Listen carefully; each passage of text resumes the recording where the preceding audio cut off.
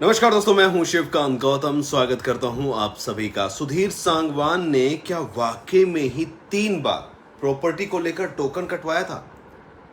क्या परिवार जो कह रहा है वो सच है? जी हां, इस मामले में गोवा पुलिस की जांच जो है वो नए नए खुलासे लेकर आई है और कहीं ना कहीं पक्का सबूत जो चाहिए था वो मिलता हुआ नजर भी आ रहा है। चलिए जी, आपको बताता हूं कि क्या है पूरा इसका मामला। चलिए, तहसील में गोवा पुलिस जो हम बात कर रहे थे पहुंची थी। टिकटॉक स्टार और चप्पा की नेत्री सोनाली फोगाट की हत्या के मामले में गोवा पुलिस बार बार ये कह रही है कि ये पूरा का पूरा मामला संपत्ति को लेकर है, हड़पने को लेकर है। हिसार तहसील कार्यालय में पुलिस पहुंची। 26 मिनट, 1 घंटा 26 मिनट तक गोवा पुलिस के 2 अधिकारी तहसीलदार हरकेश गुप्ता से सोनाली फोगाट की संपत्ति से जुड़े मामले में बातचीत करते रहे। सोनाली की जमीन के पट्टे को लेकर गोवा पुलिस ने करीब करीब 32 से 36 सवाल जो है किए। इसमें आधे से ज्यादा जो सवाल थे वो संपत्ति से जुड़े थे और बाकी सवाल सुधीर की प्रॉपर्टी के, किस तरीके से प्रॉपर्टी में उसका रोल अदा था, क्या वो इस प्रॉपर्टी में ज्यादा जो है कर रहा था, टोकन वोकन की जो बातें आई हैं वो कितनी सच है, तो ये सारी बातें आई है।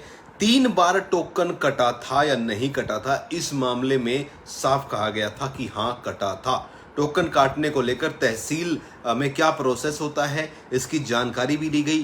गोवा पुलिस के एक जो अधिकारी थे उन्होंने सवाल भी किए, तहसीलदार ने उनके जवाब भी दिए। 1 घंटा 26 मिनट तक ये सवाल जवाब रहे। आपको बता दूं कि कौन कौन से सवाल थे। गोवा पुलिस ने तहसीलदार से ये सवाल किया कि सोनाली की संपत्ति को क्या हाल फिलहाल में सुधीर या उसके परिचित ने नाम करवाया है कि नाम करवाया है। तहसीलदार ने कहा कि नहीं, हाल ही में सोनाली की 50 कनाल यानी कि 6.25 एकड़ जमीन को सरेंडर किया गया था, यानी कि दी गई थी। नंबर 2 सवाल था कि किसने सरेंडर कराया और किसके नाम कराया। तहसीलदार ने कहा कि इस जमीन को पहले पट्टे पर सेक्टर 15 निवासी रामेश्वर को वर्ष 2088 तक के लिए दिया गया था, मगर अब रामेश्वर ने यह जमीन सरेंडर कर दी है। सरेंडर होने के बाद जमीन सोनाली उनकी बड़ी बहन रेमन फोगाट के नाम पर आई थी। टोकन किस लिए कटवाया गया था और कब कटवाया गया था, यह था तीसरा अहम सवाल। इस पर तहसीलदार ने कहा कि जमीन के पट्टे के लिए टोकन कराया गया था, लगभग 3 बार टोकन कराया गया है। नंबर 4 सवाल, टोकन कटाने क्या सुधीर खुद आया था, उसके साथ सोनाली भी थी। तहसीलदार ने कहा कि टोकन कोई भी कटा सकता है, इसकी जानकारी हमें नहीं होती है, घर से भी टोकन कटाया जा सकता है। नंबर 5वां सवाल, सुधीर तहसील में आता था। तहसीलदार ने कहा कि 12 अगस्त को तीसरा टोकन कटाया गया था, तब ही कोई फाइल मार्क कराने सुधीर भी तहसील आया था, मगर इसके बाद इस फाइल पर कोई प्रक्रिया आगे नहीं बढ़ी, यानी कि कोई कार्रवाई नहीं हुई है। नंबर 6, क्या आपसे जमीन पट्टे पर लेने की बात सुधीर ने साझा की थी। तहसीलदार ने कहा कि नहीं, मेरे साथ इस संबंध में कोई बात नहीं हुई, न ही मैं सुधीर ने मुझे कुछ बताया था। नंबर 7वां सवाल, क्या सुधीर के नाम पिछले 2 साल में कोई प्रॉपर्टी रजिस्टर हुई है। तहसीलदार ने कहा नहीं, पिछले 2 साल में कोई प्रॉपर्टी नाम नहीं हुई है, सोनाली की प्रॉपर्टी सोनाली के नाम ही है। 8वां सवाल, 2 साल में सोनाली ने अपनी संपत्ति में कुछ बदलाव किया है।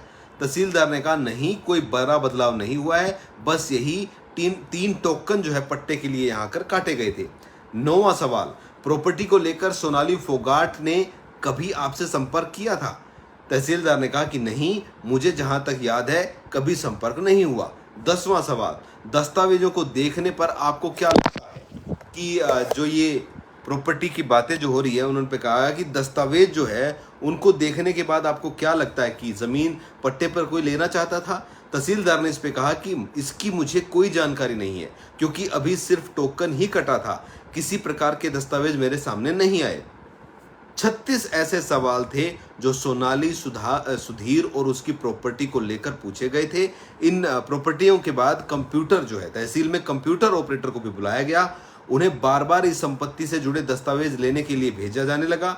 इसके बाद एक सादा कागज पर बयान दर्ज किए गए। प्रॉपर्टी से जुड़ी जानकारी गोवा पुलिस ने एक सेट बना लिया है। वहीं इस मामले में गोवा पुलिस वहां से दूसरी संपत्ति की जांच करने की बात कह के आगे चली गई है।